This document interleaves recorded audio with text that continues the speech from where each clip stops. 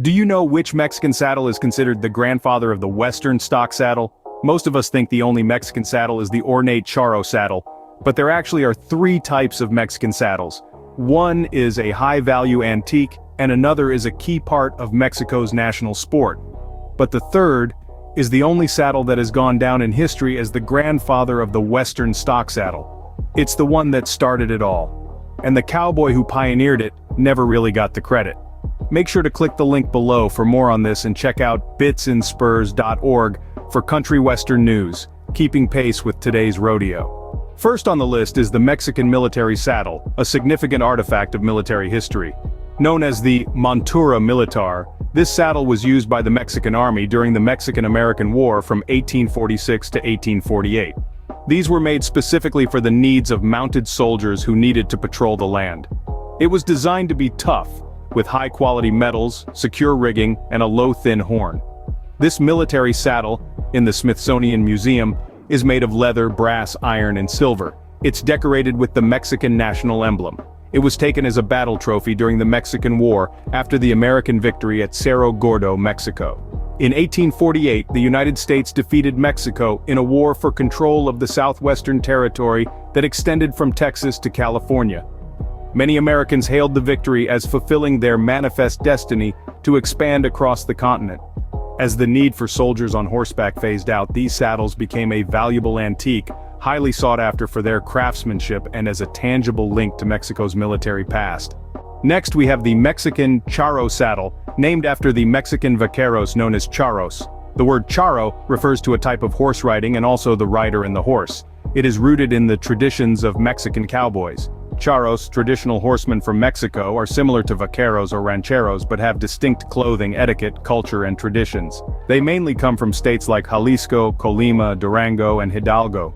This saddle traces its roots back to the 17th century in the western Mexican state of Jalisco and Guadalajara, a region steeped in the rich charro culture. What sets the charro saddle apart is its intricate piteado work. This replica of the famous Mexican charro saddle, made by Luciano Munguia in Colima, Mexico, won the top award at the 1922 Rio de Janeiro International Exposition.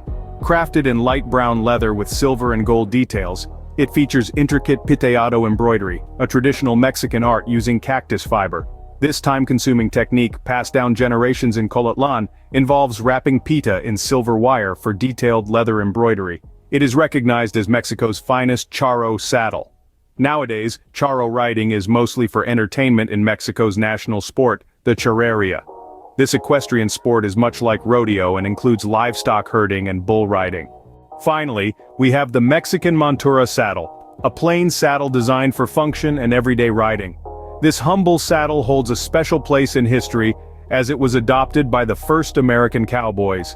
In the 1830s, Richard Hope, a man credited as the father of the Texas saddle, transformed the Montura saddle into what is now known as the Western stock saddle. Hope was born in Louisiana, but inherited his father's Texas land, his shoemaking business, and his love for leatherwork.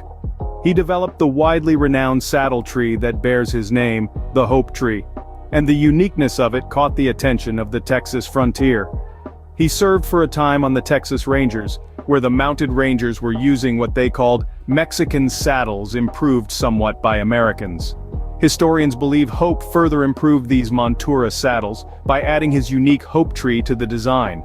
In the 1830s, Richard Hope's new saddle, inspired by the Mexican vaquero but with a flat horn and simpler design, became popular in Texas. It was practical, durable, and comfortable, appealing to cowboys and horse riders alike. Over time, this improved montura became a canvas for artisans and expert saddlers to showcase their craftsmanship. They became more elaborate and ornate, especially as vaqueros began to experiment with their designs in the mid-1800s. The California-style saddle is a prime example of this evolution, characterized by its distinctive silver decorations and intricate designs. The Mexican Montura saddle is the grandfather of the Western stock saddle, and Richard Hope played a huge part in its evolution. Make sure to click the link below for more on this and check out bitsandspurs.org for country western news, keeping pace with today's rodeo.